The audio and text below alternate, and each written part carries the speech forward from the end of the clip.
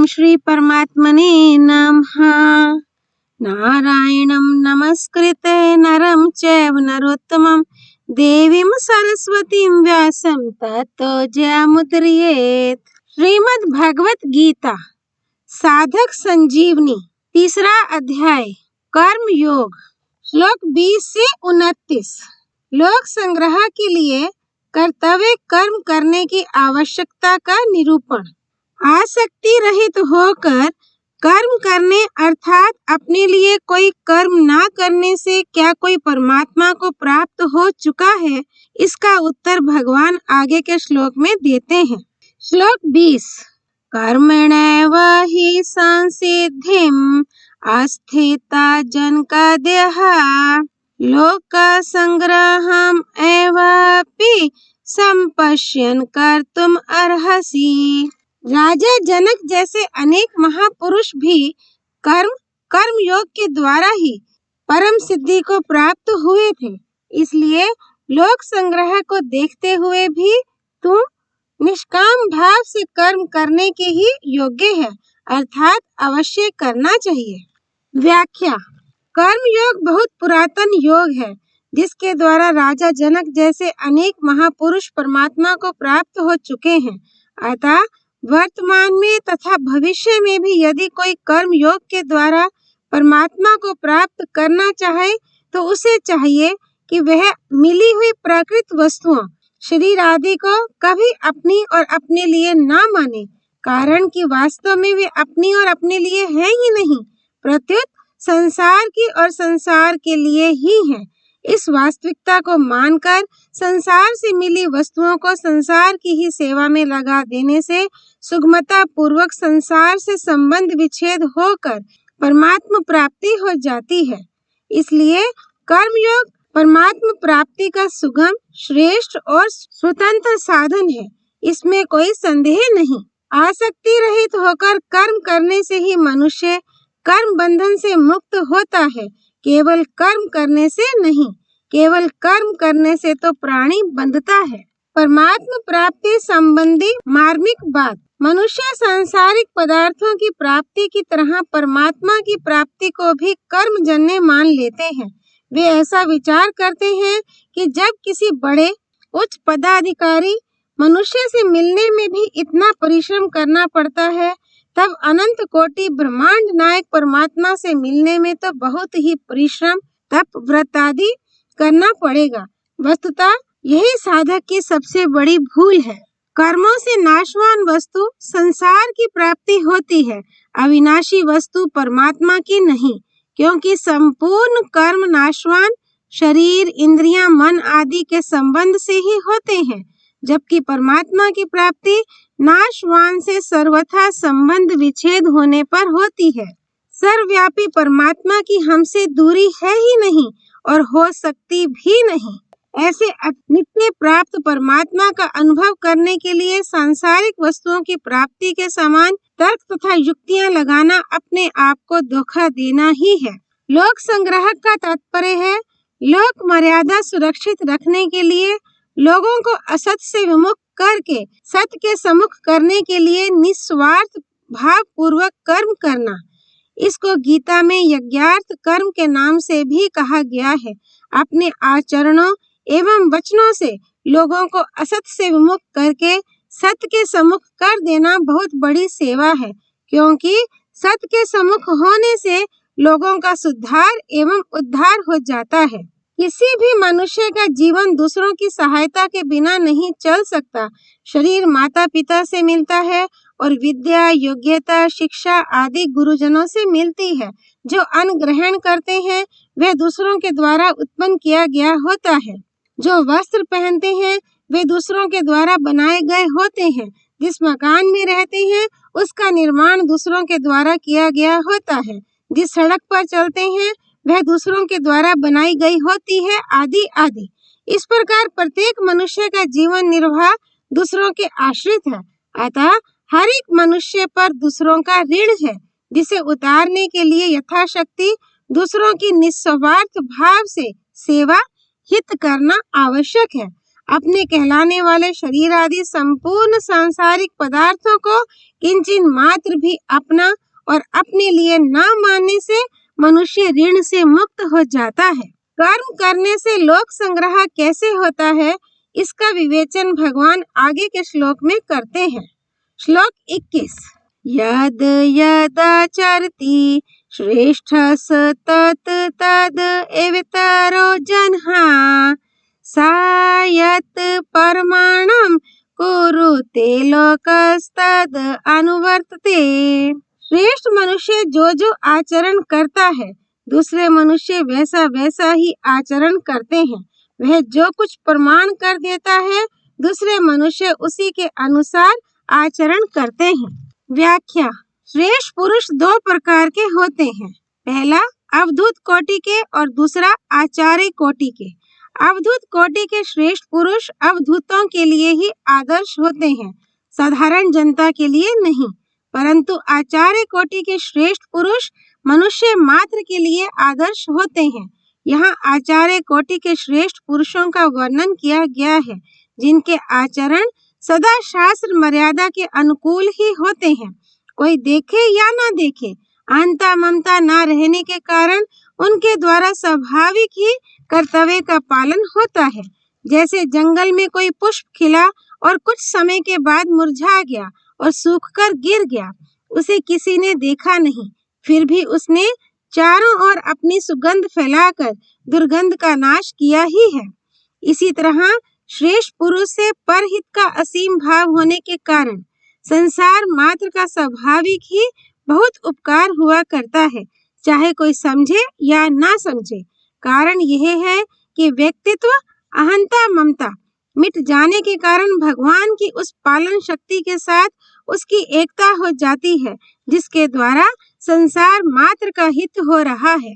श्रेष्ठ पुरुष के आचरणों और वचनों का प्रभाव स्थूल शरीर से होने के कारण स्थूल रीति से पड़ता है, जो सीमित होता है, परंतु उसके भावों का प्रभाव सूक्ष्म रीति से पड़ता है, जो असीम होता है। कारण यह है कि क्रिया तो सीमित होती है, पर भाव असीम होता है। श्रेष्ठ पुरुष जिन भावों को अपने आचरणों में लाता है, उन भावों का दूसरे मनुष्यों पर बहुत प्रभाव पड़ता है। अपने वर्ण, आश्रम, संप्रदाय आदि के आचरणों का अच्छी तरह से पालन करने के कारण उसके द्वारा कहे हुए वचनों का दूसरे वर्ण, आश्रम, संप्रदाय आदि के लोगों पर भी बहुत प्रभाव पड़ता है। विशेष बात, प्रायः देखा जाता है कि जिस समाज, संप्रदाय, जाति, वर्ण, आश्रम आदि में जो श्रेष्ठ मनुष्य कहलाते हैं और जिनको लोग श्रेष्ठ मानकर आदर की दृष्टि से देखते हैं, वे जैसा आचरण करते हैं, उस समाज, संप्रदाय, जाति आदि के लोग भी वैसा ही आचरण करने लग जाते हैं।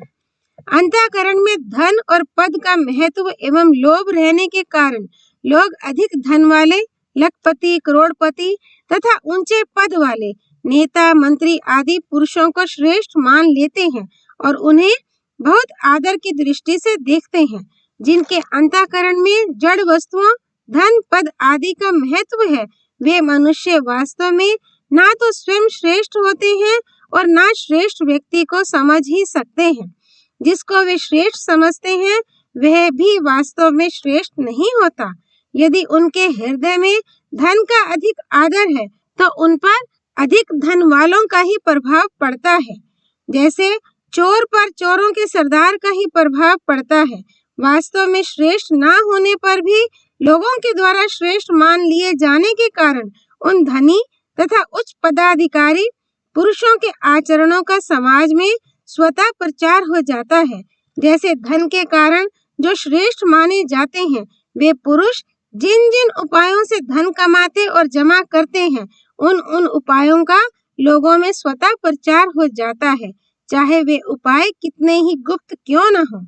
यही कारण है कि वर्तमान में झूठ, कपट, बेईमानी, धोखा, चोरी आदि बुराइयों का समाज में किसी पाठशाला में पढ़ाए बिना ही स्वतः प्रचार होता चला जा रहा है। यह दुख और आश्चर्य की बात है कि वर्तमान में लोग लखपति को तो श्रेष्ठ मान लेते हैं, पर प्रतिदिन भगवान नाम का लाख जप करने वाले को श्रेष्ठ नहीं मानते। वे ये विचार ही नहीं करते कि लखपति के मरने पर एक कौड़ी भी साथ नहीं जाएगी, जबकि भगवान नाम का जप करने वाले के मरने पर पूरा का पूरा भगवान नाम रूप धन उसके साथ जाएगा, एक भी भगवान नाम पीछे नहीं रहेगा। हरे कृष्णा कृष्णा कृष्णा हरे हरे, हरे राम राम राम हरे हरे। अपने अपने स्थान या क्षेत्र में जो पुरुष मुख्य कहलाते हैं, उन अध्यापक, व्याख्यानदाता, आचार्य, गुरु, नेता, शासक, महंत, कथावाचक, पुजारी आदि सभी को अपने आचरणों में विशेष सावधानी रखने की बड़ी भारी आवश्यकता है, जिससे दूसरों पर उनका अच्छा प्रभाव पड़े। इसी प्रकार परिवार के मुख्य व्यक्ति, मुखिया को भी अपने आचरणों में पूरी सावधानी रखने की आवश्यकता है, कारण कि मुख्य व्यक्ति की ओर सबकी दृष्टि रहती है। रेलगाड़ी के चालक के समान मुख्य व्यक्ति पर विशेष जिम्मेवारी रहती है। रेलगाड़ी में बैठे अन्य व्यक्ति सोए भी रह सकते हैं, पर चालक को सदा जागृत रहना पड़ता है। उसकी थोड़ी सी असावधानी से दुर्घटना हो जाने की संभावना रहती है। इसलिए संसार में अपने अपने क्षेत्र में श्रेष्ठ माने जाने वाले सभी पुरुषों को अपने आचरणों पर विशेष ध्यान रखने की बहुत आवश्यकता है। वर्तमान में पारमार्थिक भगवत संबंधी भावों का प्रचार करने वाले बहुत से पुरुषों के होने पर भी लोगों पर उन भावों का प्रभाव बहुत कम दिखाई देता है। इसका कारण यही है कि प्रायः वक्ता जैसा कहता है वैसा स्वयं पूरा आचरण नहीं करता। स्वयं आचरण करके कही गई बात गोली से भरी बंदूक के समान है, जो गोली के छूटने पर आवाज के साथ साथ मार भी करती है। इसके विपरीत आचरण में लाए बिना कही गई बात केवल बारूद से भरी बंदूक के समान है, जो केवल आवाज करके ही शांत हो जाती है। हाँ, परमार्थिक बातें ऐसे ही खत्म नहीं हो जाती, प्रत्युत कुछ ना कुछ प्रभाव डालती ही हैं। भगवत चर्चा, कथा, कीर्तन आदि का कुछ ना कुछ प्रभाव सब पर पड़ता ही है। अगर सुनने वालों में श्रद्धा है और वे साधन करते हैं अथवा करना चाहते हैं, तो उन पर अपनी श्रद्धा और साधन की रुचि के कारण वचनों का प्रभाव अधिक पड़ता है। अब भगवान आगे के 3 श्लोकों में अपना उदाहरण देकर लोक संग्रह की पुष्टि करते हैं। श्लोक 22। नामे पार्थास्ति कर्तव्यं त्रिषु लोकेषु किंचना नानावाप्तम् अवाप्तव्यं वर्ता एव च कर्मणि। हे पार्थ, मुझे तीनों लोकों में ना तो कुछ कर्तव्य है और ना कोई प्राप्त करने योग्य वस्तु अप्राप्त है, फिर भी मैं कर्तव्य कर्म में ही लगा रहता हूँ। व्याख्या: भगवान किसी एक लोक में सीमित नहीं है, इसलिए वे तीनों लोकों में अपना कोई कर्तव्य ना होने की बात कह रहे हैं। अपने लिए कोई कर्तव्य ना होने पर भी भगवान केवल दूसरों के हित के लिए अवतार लेते हैं और साधु पुरुषों का उद्धार, पापी पुरुषों का विनाश तथा धर्म की संस्थापना करने के लिए कर्म करते हैं। अवतार के सिवाय भगवान की सृष्टि रचना भी जीव मात्र के उद्धार के लिए ही होती है। स्वर्गलोक पुण्य कर्मों का फल भुगताने के लिए है और 84 लाख योनियां एवं नरक पाप कर्मों का फल भुगताने के लिए है। मनुष्य योनि पुण्य और पाप दोनों से ऊंचे उठकर अपना कल्याण करने के लिए है। गंभीरता पूर्वक विचार किया जाए तो मालूम होता है कि मनुष्य मात्र का अपने लिए कोई कर्तव्य है ही नहीं, कारण कि प्रापणीय वस्तु परमात्म तत्व नित्य प्राप्त है और स्वयं स्वरूप भी नित्य है, जबकि कर्म और कर्म फल अनित्य अर्थात उत्पन्न एवं नष्ट होने वाला है। अनित्य कर्म और फल का संबंध नित्य स्वयं के साथ हो ही कैसे सकता है। इसलिए अपने लिए कुछ करना है ही नहीं। जब मनुष्य मात्र के लिए कोई कर्तव्य नहीं है, तब भगवान के लिए कोई कर्तव्य हो ही कैसे सकता है। जैसे इंजन के पहियों के चलने से इंजन से जुड़े हुए डिब्बे भी चलते रहते हैं, ऐसे ही भगवान और संत महापुरुष जिनमें करने और पाने की इच्छा नहीं है, इंजन के समान कर्तव्य कर्म करते हैं, जिससे अन्य मनुष्य भी उन्हीं का अनुसरण करते हैं। अन्य मनुष्यों में करने और पाने की इच्छा रहती है। ये इच्छाएं निष्काम भाव पूर्वक कर्तव्य कर्म करने से ही दूर होती हैं। यदि भगवान और संत महापुरुष कर्तव्य कर्म ना करें तो दूसरे मनुष्य भी कर्तव्य कर्म नहीं करेंगे, जिससे उनमें प्रमाद आलस्य आ जाएगा और वे अकर्तव्य करने लग जाएंगे। फिर उन मनुष्यों की इच्छाएं कैसे मिटेंगी? इसलिए संपूर्ण मनुष्यों के हित के लिए भगवान और संत महापुरुषों के द्वारा स्वाभाविक ही कर्तव्य कर्म होते हैं। परिशिष्ट भाव। महाभारत में भगवान ने उत्तंक ऋषि को भी तीनों लोकों में अपना कर्तव्य बताया है। मैं धर्म की रक्षा और स्थापना के लिए तीनों लोकों में बहुत सी योनियों में अवतार धारण करके उन कर्मों और वेशों द्वारा तदनुरूप बर्ताव करता हूँ। श्लोक 23 और 24। यदि है अहम न वर्तेयम जातु कर्मण्या अतन्द्रितः मम वर्तमानुवर्तन्ते मनुष्याः पार्थ सर्वशः उत्सीदेयर इमे लोका न कुर्याम कर्म चेद अहम शंकरस्य च कर्ता स्याम उपाहन्याम इमाः प्रजः।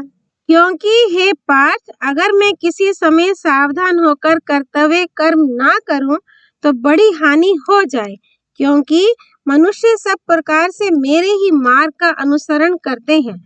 यदि मैं कर्म ना करूं तो ये सब मनुष्य नष्ट भ्रष्ट हो जाएं और मैं वर्ण संकरता को करने वाला हूँ तथा इस समस्त प्रजा को नष्ट करने वाला बनूं। व्याख्या। कर्तव्य कर्म करने में आलस्य और प्रमाद नहीं करना चाहिए, अपितु उन्हें बहुत सावधानी और तत्परता से करना चाहिए। सावधानी पूर्वक कर्तव्य कर्म ना करने से मनुष्य आलस्य और प्रमाद के वश में होकर अपना अमूल्य जीवन नष्ट कर देता है। कर्मों में शिथिलता, आलस्य, प्रमाद ना लाकर उन्हें सावधानी एवं तत्परता पूर्वक करने से ही कर्मों से संबंध विच्छेद होता है। जैसे वृक्ष की कड़ी टहनी जल्दी टूट जाती है, पर जो अधूरी टूटने के कारण लटक रही है, ऐसी शिथिल ढीली टहनी जल्दी नहीं टूटती। ऐसे ही सावधानी एवं तत्परता पूर्वक कर्म करने से कर्मों से संबंध विच्छेद हो जाता है, पर आलस्य, प्रमाद पूर्वक, शिथिलता पूर्वक कर्म करने से कर्मों से संबंध विच्छेद नहीं होता। अगर किसी कर्म की बार बार याद आती है तो यही समझना चाहिए कि कर्म करने में कोई त्रुटि, कामना, आसक्ति, अपूर्णता, आलस्य, प्रमाद, उपेक्षा आदि हुई है, जिसके कारण उस कर्म से संबंध विच्छेद नहीं हुआ है। कर्म से संबंध विच्छेद ना होने के कारण ही किए गए कर्म की याद आती है। मनुष्य को संसार में कैसे रहना चाहिए, ये बताने के लिए भगवान मनुष्य लोक में अवतरित होते हैं। संसार में अपने लिए रहना ही नहीं है, यही संसार में रहने की विद्या है। संसार वस्तुतः एक विद्यालय है, जहाँ हमें कामना, ममता, स्वार्थ आदि के त्याग पूर्वक दूसरों के हित के लिए कर्म करना सीखना है और उसके अनुसार कर्म करके अपना उद्धार करना है। संसार के सभी संबंधी एक दूसरे की सेवा, हित करने के लिए ही है।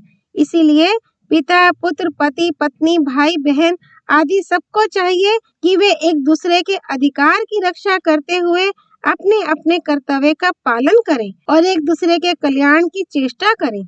पहले अध्याय के 40वें और 41वें श्लोक में अर्जुन ने कहा था कि यदि मैं युद्ध करूंगा तो कुल का नाश हो जाएगा। कुल के नाश से सनातन कुल धर्म नष्ट हो जाता है। धर्म के नष्ट होने पर संपूर्ण कुल में पाप फैल जाता है। पाप के अधिक बढ़ने पर कुल की स्त्रियां दूषित हो जाती हैं और स्त्रियों के दूषित होने पर वर्ण संकर उत्पन्न होता है। इस प्रकार अर्जुन का भाव यह था कि युद्ध करने से वर्ण संकरता उत्पन्न होगी, परंतु यहाँ भगवान उससे विपरीत बात कहते हैं कि युद्ध रूप कर्तव्य कर्म ना करने से वर्ण संकरता उत्पन्न होगी। इस विषय में भगवान अपना उदाहरण देते हैं कि यदि मैं कर्तव्य कर्म ना करूं तो कर्म, धर्म, उपासना, वर्ण, आश्रम, जाति आदि सब में स्वतः संकरता आ जाएगी। तात्पर्य यह है कि कर्तव्य कर्म ना करने से ही संकरता उत्पन्न होती है। इसलिए यहाँ भगवान अर्जुन से मानो ये कहते हैं कि तुम युद्ध रूप कर्तव्य कर्म ना करने से ही वर्ण संकर उत्पन्न करने वाला बनेगा, ना कि युद्ध करने से, जैसा कि तुम मानता है। विशेष बात, अर्जुन के मूल प्रश्न मुझे घोर कर्म में क्यों लगाते हैं का उत्तर भगवान 22वें, 23वें और 24वें 3 श्लोकों में अपने उदाहरण से देते हैं कि मैं तुम्हें ही कर्म में लगाता हूँ, ऐसी बात नहीं है। प्रत्युत मैं स्वयं भी कर्म में लगा रहता हूँ, जबकि वास्तव में मेरे लिए त्रिलोकी में कुछ भी कर्तव्य एवं प्राप्तव्य नहीं है। भगवान अर्जुन को इस बात का संकेत करते हैं कि अभी इस अवतार में तुमने भी स्वीकार किया और मैंने भी स्वीकार किया कि तू रथी बने और मैं सारथी बनूं। तो देख, क्षत्रिय होते हुए भी आज मैं तेरा सारथी बना हुआ हूँ और इस प्रकार स्वीकार किए हुए अपने कर्तव्य का सावधानी और तत्परता पूर्वक पालन कर रहा हूँ। मेरे इस कर्तव्य पालन का भी त्रिलोकी पर प्रभाव पड़ेगा, क्योंकि मैं त्रिलोकी में आदर्श पुरुष हूँ। समस्त प्राणी मेरे ही मार्ग का अनुसरण करते हैं। इस प्रकार तुम्हें भी अपने कर्तव्य कर्म की उपेक्षा ना करके मेरी तरह उसका सावधानी एवं तत्परता पूर्वक पालन करना चाहिए। पीछे के 3 श्लोकों में भगवान ने जैसे अपने लिए कर्म करने में सावधानी रखने का वर्णन किया, ऐसे ही आगे के 2 श्लोकों में ज्ञानी महापुरुष के लिए कर्म करने में सावधानी रखने की प्रेरणा करते हैं। श्लोक 25 और 26। सक्ताः कर्मण्ये अविद्वांसो यथा कुर्वन्ति भर्ता कुर्याद् विद्वांस तथा सक्तास् चिकीर्षुर्लोक संग्राहम् न बुद्धि भेदम जनयेत् अज्ञानाम कर्म संगीनाम जोषेत सर्वा कर्माणि विद्वान युक्ताः समाचरन्।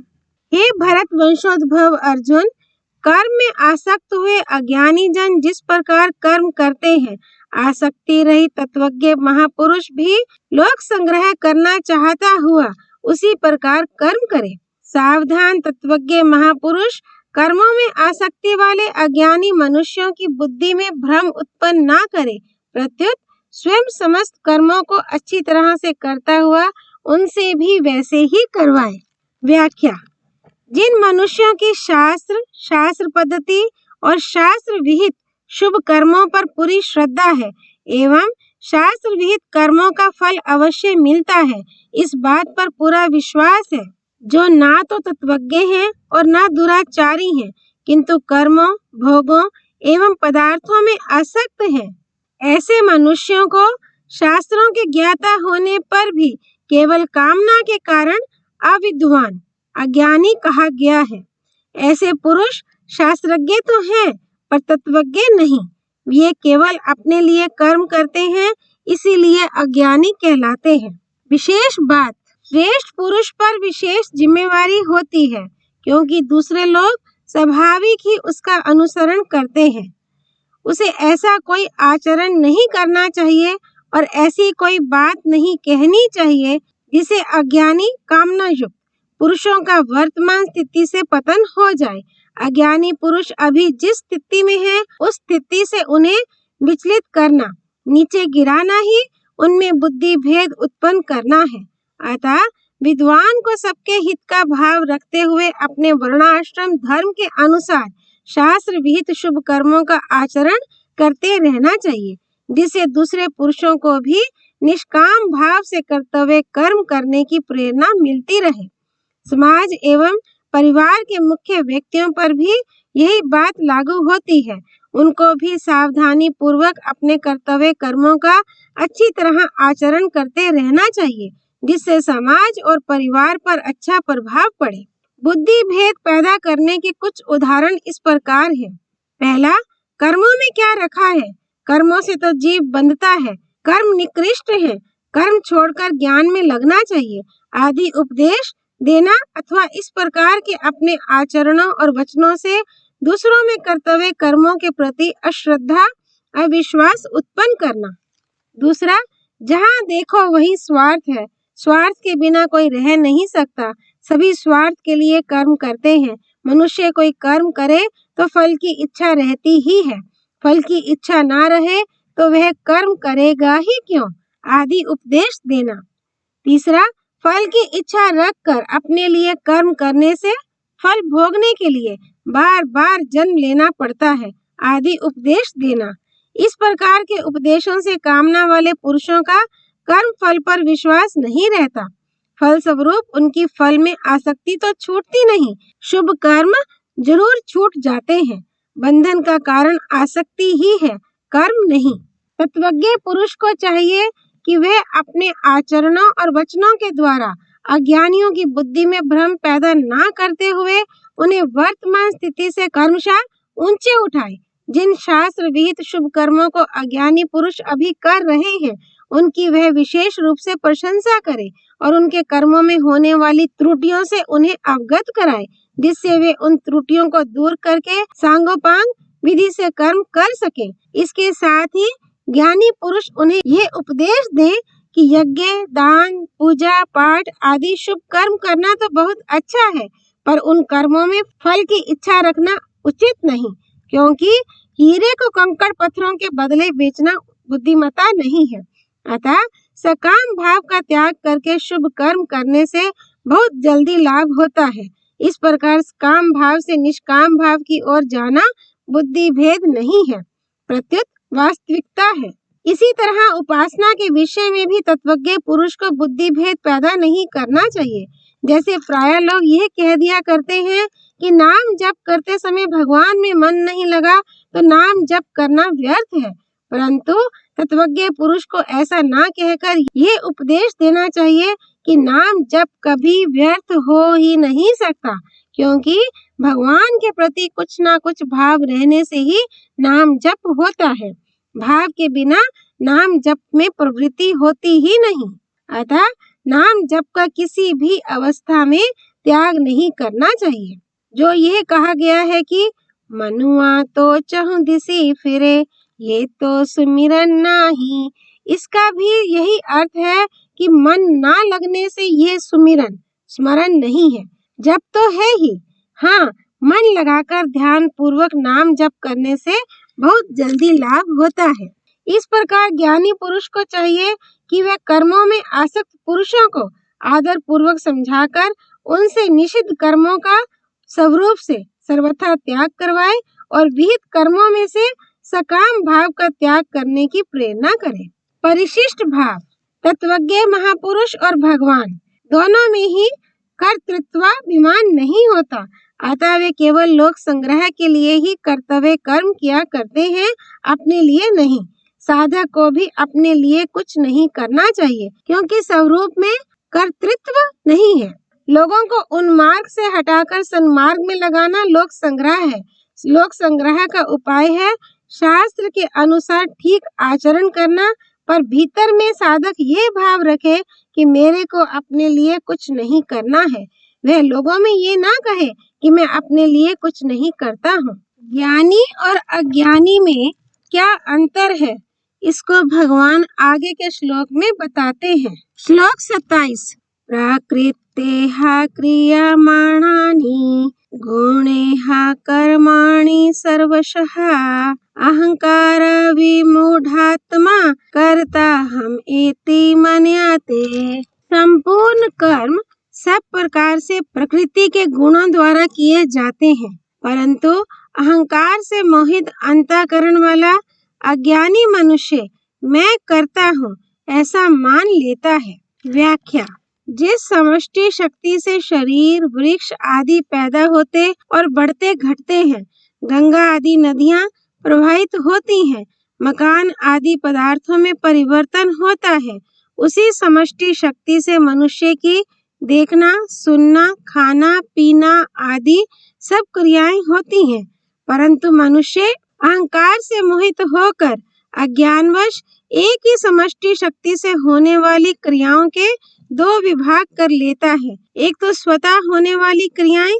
जैसे शरीर का बनना, भोजन का पचना इत्यादि, और दूसरी ज्ञान पूर्वक होने वाली क्रियाएं जैसे देखना, बोलना, भोजन करना आदि। ज्ञान पूर्वक होने वाली क्रियाओं को मनुष्य अज्ञानवश अपने द्वारा की जाने वाली मान लेता है। प्रकृति से उत्पन्न गुणों सत्व, रज और तम का कार्य होने से बुद्धि, अहंकार, मन, पंच महाभूत, 10 इंद्रियां और इंद्रियों के शब्दादि 5 विषय, ये भी प्रकृति के गुण कहे जाते हैं। अहंकार अंतःकरण की एक वृत्ति है, स्वयं स्वरूप उस वृत्ति का ज्ञाता है, परंतु भूल से स्वयं को उस वृत्ति से मिलाने अर्थात उस वृत्ति को ही अपना स्वरूप मान लेने से यह मनुष्य विमूढ़ात्मा कहा जाता है। अहंकार के कारण ही मनुष्य शरीर, इंद्रियां, मन आदि में मैंपन कर लेता है और उन शरीर आदि की क्रियाओं का कर्ता अपने को मान लेता है। यह विपरीत मान्यता मनुष्य ने स्वयं की है, इसलिए इसको मिटा भी वही सकता है। इसको मिटाने का उपाय है इसे विवेक विचार पूर्वक न मानना, क्योंकि मान्यता से ही मान्यता कटती है। विशेष बात, जिस प्रकार समुद्र का ही अंश होने के कारण लहर और समुद्र में जातीय एकता है, अर्थात जिस जाति की लहर है उसी जाति का समुद्र है, उसी प्रकार संसार का ही अंश होने के कारण शरीर की संसार से जातीय एकता है। मनुष्य संसार को तो मैं नहीं मानता, पर भूल से शरीर को मैं मान लेता है। जिस प्रकार समुद्र के बिना लहर का कोई अपना स्वतंत्र अस्तित्व नहीं है, उसी प्रकार संसार के बिना शरीर का अपना कोई अस्तित्व नहीं है। परंतु अहंकार से मोहित अंतःकरण वाला मनुष्य जब शरीर को मैं अपना स्वरूप मान लेता है, तब उसमें अनेक प्रकार की कामनाएं उत्पन्न होने लगती हैं। जैसे मुझे स्त्री, पुत्र, धन आदि पदार्थ मिल जाएं, लोग मुझे अच्छा समझें, मेरा आदर सम्मान करें, मेरे अनुकूल चले इत्यादि। उसका इस ओर ध्यान ही नहीं जाता कि शरीर को अपना स्वरूप मानकर मैं पहले से ही बंधा बैठा हूँ, अब कामनाएं करके और बंधन बढ़ा रहा हूँ, अपने को और विपत्ति में डाल रहा हूँ। मैं शरीर हूँ, मैं करता हूँ आदि असत्य मान्यताएं भी इतनी दृढ़ हो जाती हैं कि उन्हें छोड़ना कठिन मालूम देता है। फिर मैं शरीर नहीं हूँ, मैं अकर्ता हूँ आदि सत्य मान्यताएं दृढ़ कैसे नहीं होंगी, और एक बार दृढ़ हो जाने पर फिर कैसे छूटेंगी। परिशिष्ट भाव, साधक को चाहिए कि वह क्रिया को महत्व ना देकर अपने विवेक को महत्व दे। विवेक को महत्व देने से विवेक स्वतः स्पष्ट होता रहता है और साधक का मार्गदर्शन करता रहता है। आगे चलकर यह विवेक ही तत्व ज्ञान में परिणत हो जाता है। श्लोक 28। तत्त्ववित् तु महाबाहो गुणा कर्म विभाग्यो गुणा गुणेषु वर्तन्ता इति मत्वा न सज्जते। परंतु हे महाभाव, गुण विभाग और कर्म विभाग को तत्व से जानने वाला महापुरुष संपूर्ण गुण ही गुणों में बरत रहे हैं, ऐसा मानकर उनमें आसक्त नहीं होता। व्याख्या, सत्व, रज और तम ये तीनों गुण प्रकृति जने हैं। इन तीनों गुणों का कार्य होने से संपूर्ण सृष्टि त्रिगुणात्मिका है। अतः शरीर, इंद्रियां, मन, बुद्धि, प्राणी, पदार्थ आदि सब गुणमय ही हैं। यही गुण विभाग कहलाता है।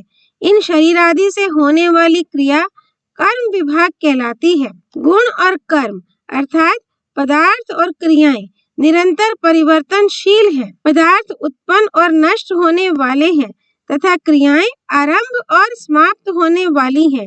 ऐसा ठीक ठीक अनुभव करना ही गुण और कर्म विभाग को तत्व से जानना है। चेतन स्वरूप में कभी कोई क्रिया नहीं होती, वह सदा निर्लिप्त निर्विकार रहता है, अर्थात उसका किसी भी प्राकृत पदार्थ और क्रिया से संबंध नहीं होता। ऐसा ठीक ठीक अनुभव करना ही चेतन को तत्व से जानना है। अज्ञानी पुरुष जब इन गुण विभाग और कर्म विभाग से अपना संबंध मान लेता है, तब वह बंध जाता है। शास्त्रीय दृष्टि से तो इस बंधन का मुख्य कारण अज्ञान है, पर साधक की दृष्टि से राग ही मुख्य कारण है। राग अविवेक से होता है, विवेक जागृत होने पर राग नष्ट हो जाता है। ये विवेक मनुष्य में विशेष रूप से है। आवश्यकता केवल इस विवेक को महत्व देकर जागृत करने की है। अतः साधक को विवेक जागृत करके विशेष रूप से राग को ही मिटाना चाहिए। परिशिष्ट भाव, जो अहंकार से मोहित नहीं होता वह तत्वित होता है। जब तक साधक का संसार के साथ संबंध रहेगा तब तक वह तत्वित नहीं हो सकता, कारण कि संसार के साथ संबंध रखते हुए कोई संसार को जान ही नहीं सकता। संसार से सर्वथा अलग होने पर ही संसार को जान सकते हैं, यह नियम है। इसी तरह परमात्मा से अलग होकर कोई परमात्मा को जान ही नहीं सकता। परमात्मा से एक होकर ही परमात्मा को जान सकते हैं, ये नियम है। कारण यह है कि वास्तव में हम संसार से अलग हैं और परमात्मा से एक हैं। शरीर की संसार के साथ एकता है, हमारी स्वयं की परमात्मा के साथ एकता है। श्लोक 29। प्रकृतेर गुण समूढ़ा संजते गुण कर्मसु तान कृष्ण वेदो मंदान कृष्ण विन न विचलित। प्रकृति जन्य गुणों से अत्यंत मोहित हुए अज्ञानी मनुष्य गुणों और कर्मों में आसक्त रहते हैं। उन पूर्णतया ना समझने वाले मंद बुद्धि अज्ञानियों को पूर्णतया जानने वाला ज्ञानी मनुष्य विचलित ना करे। व्याख्या। सत्व, रज और तम ये तीनों प्रकृति जन्य गुण मनुष्य को बांधने वाले हैं। सत्वगुण सुख और ज्ञान की आसक्ति से, रजोगुण कर्म की आसक्ति से और तमोगुण प्रमाद, आलस्य तथा निद्रा से मनुष्य को बांधता है। इन पदों में उन अज्ञानियों का वर्णन है जो प्रकृति जन्य गुणों से अत्यंत मोहित अर्थात बंधे हुए हैं, परंतु जिनका शास्त्रों में, शास्त्र विहित शुभ कर्मों में तथा उन कर्मों के फलों में श्रद्धा विश्वास है। लौकिक और पारलौकिक भोगों की कामना के कारण ये पुरुष पदार्थों और कर्मों में आसक्त रहते हैं।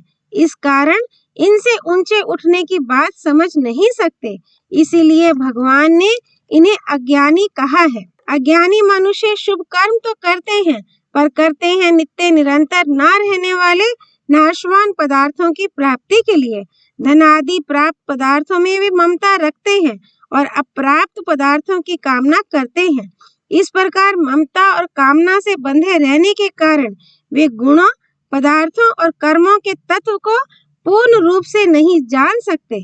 अज्ञानी मनुष्य शास्त्र विहित कर्म और उनकी विधि को तो ठीक तरह से जानते हैं, पर गुणों और कर्मों के तत्व को ठीक तरह से ना जानने के कारण उन्हें अकृष्ण विधा पूर्णतया ना जानने वाला कहा गया है और सांसारिक भोग तथा संग्रह में रुचि होने के कारण उन्हें मंदान, मंद बुद्धि कहा गया है। अज्ञानी मनुष्य स्वर्ग प्राप्ति के लिए शुभ कर्म किया करते हैं, इसलिए भगवान ने ऐसे मनुष्यों को विचलित ना करने की आज्ञा दी है, अर्थात वे महापुरुष अपने संकेत, वचन और क्रिया से ऐसी कोई बात प्रकट ना करें जिससे उन सकाम पुरुषों की शास्त्र विहित शुभ कर्मों में अश्रद्धा, अविश्वास या अरुचि पैदा हो जाए और वे उन कर्मों का त्याग कर दें, क्योंकि ऐसा करने से उनका पतन हो सकता है। इसलिए ऐसे पुरुषों को सकाम भाव से विचलित करना है, शास्त्रीय कर्मों से नहीं। जन्म मरण रूप बंधन से छुटकारा दिलाने के लिए उन्हें सकाम भाव से विचलित करना उचित भी है और आवश्यक भी। परिशिष्ट भाव। अर्जुन का प्रश्न था कि मेरे को घोर कर्म में क्यों लगाते हो। उस प्रश्न का उत्तर भगवान कई तरह से देते हैं, जिसका तात्पर्य है कि मेरा उद्देश्य घोर कर्म में लगाना नहीं है, प्रत्युत कर्मों से संबंध विच्छेद करना है। कर्मों से संबंध विच्छेद करने के लिए ही कर्म योग है। ओम तत्सत। धर्म की जय हो, अधर्म का नाश हो, प्राणियों में सद्भावना हो, विश्व का कल्याण हो। पार्थसारथी भगवान श्री कृष्ण की जय। भगवद वाणी श्रीमद् भगवद गीता की जय। श्री हरि अर्पणमस्तु।